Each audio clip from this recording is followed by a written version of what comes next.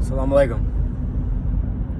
I want to talk about on the topic of knowledge of self, something that I consistently teach my students, and at the same time am doing my best to work on it on myself as well. I know that a lot of people say, teach by example and practice what you preach. So I do my best to do that. And even in some areas, like if I see something that can benefit someone else, and even though I'm not completely there yet, I'll still share that with that person. So this is just a furthering of that. And what I want to talk about in terms of the topic of knowledge itself is the difference between reaction and responding. Okay, so the difference between a reaction and a response. And how I go into this with my students is basically to break it down and just tell them that a reaction, so chemicals react, for example, like we all know or have heard about, putting Mentos in a Coca-Cola bottle, right? The reaction is immediate. Okay, chemicals react. You light a fire to a match, and it's an immediate reaction, an immediate phenomenon or event. And so a lot of times as people, we react immediately, and a reaction does not imply any thought processes. Meaning that when you hear the word reaction, there is no step in reaction that makes room for you to think. And that reactions are immediate. Okay, and so on the opposite end of the spectrum is response. And a response does imply thought processes. The way I give an example of that is if somebody is in an accident, like a car accident, or they got hurt, and they call the ambulance. Those ambulances are called the first responders, meaning that there was a plan in place. They got the call. They processed the call. They asked the questions. What's going on? Where are you? What's the issue? How can we help? Then they plan it, and then they take action on their response.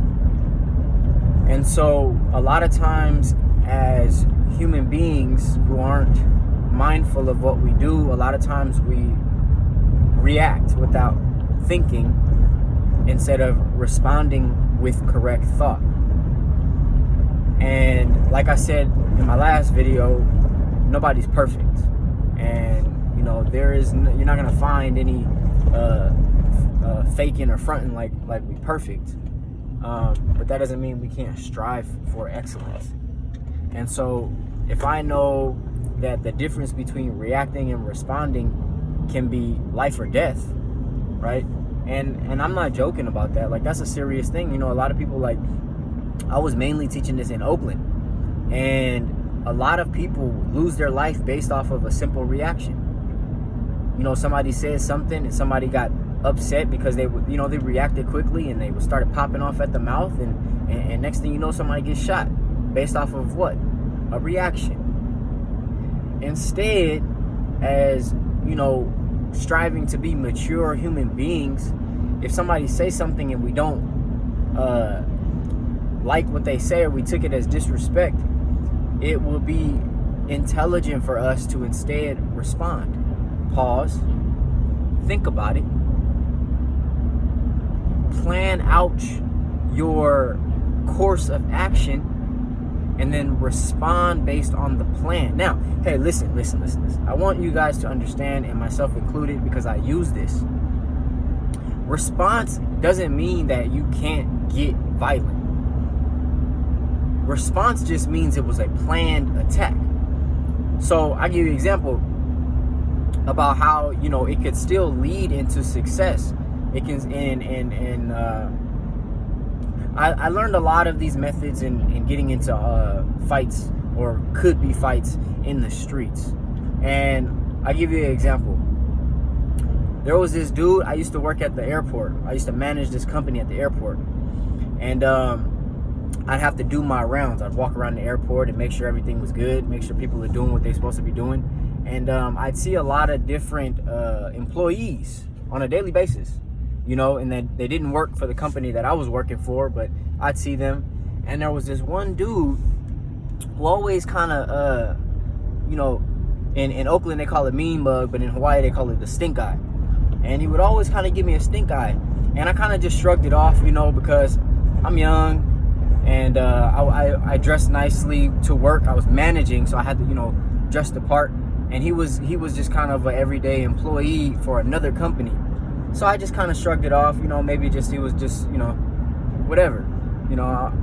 And so one day, like, I was walking and he was real close to me. And he was still giving me the stink eye. And so I kind of just looked at him and I was like, what's going on? You know, not aggressive, like, you know, I don't do that, like, what? No, real calm, like, you know, what's going on? And he was like, what, you fucker? And I was like, huh. So what's going on? And he said, every time I see you, you like stare at me. And I was like, I have two options. This is my thinking. Because I've had this happen before. I have two options. Before, I learned this from my pops. Somebody had said, like, why you staring at me? And if you don't want to deal with those problems, you can be like, this is what I've done before. I said, maybe I like what I see. Why? Immediately they're mentally thrown off, they'll walk away. They don't want no more problems. Somebody was like, what? You want to, what? And you're like, maybe I like what I see. What's going on? They don't, oh shit. They walk off. Now, a lot of men are not confident within themselves and stable and secure within their sexuality to do that, which is understandable. And at this time, I didn't really want to do that again. At this time, I wanted to address it because I work here. And if I had did that and I saw him on a consistent basis, then I didn't want there to be this, I don't say rumor, but I didn't want to be this understanding that I was like a homosexual and, you know, I was making advances, because that's real bad. So that's not what I did. Now, instead, I had asked him, I said, do you value your job? He said, what? Because at first he was like, what, you fucker? Why you always looking at me? And I'm like, I'm real confused. So I'm like, hey man, do you value your job? He said, yeah, why? I said, I mean, it doesn't really seem to me like you do, because we're both here at work, and, you know, we're in a professional setting, and you speaking to me as if you don't value your job. And he goes, bro, fuck that. You always looking at me. We go scrap after work. And this reminded me of like school. Motherfuckers was trying to fight after school, and Hey, I ain't never turned down no fight, especially after school, because I'm not about to get in trouble. So I'm like, I got a spot. I was like, after work, huh? I said, all right. He's like, yeah, we're gonna meet after work. Time you get off. I was like, I looked at my watch. I was like, I get off at 5. Oh, damn. See, that was a reaction. Somebody just got into a car accident. Whew. Always be on the alert. That's wild. And so I was like, yeah. I was like, I get off at 5. He's like, okay, Roger, meet you there. And I was like, all right, right on. But hey, let me, I got one more question for you. He's like, what's up? I said, hey man, do you value your life? He said, what? I said, do you value your life? He said, yeah, why? I said, because the way you speaking at me and the way you presenting yourself, it don't seem like you value your life, because I for sure value mine. I'm not going to let nobody threaten my life. Are you willing to take it there? I said, oh. Nah, bro. Fuck. I mean, fuck, you just, every time I see you, you look. I'm like, what do you mean I look? So, bro, you look. And I was like, look, man, I'm a grown man. I'm not afraid of eye contact. If I see someone looking, I'm going to acknowledge that person. I'm not going to ignore you. Oh, yeah, bro, well, fuck. It's just, fuck. Bro, throw the shaka or something, bro, when you see me. I was like, look, bro, I understand. So, yeah, bro. Okay, Roger. Well, shoot. I see you later. So, all right, bro. So, look, next time you see me, no problems, right? Yeah, bro. No problems. All good. So, okay, right on. Nothing but respect from there. Now, why did I do all of that?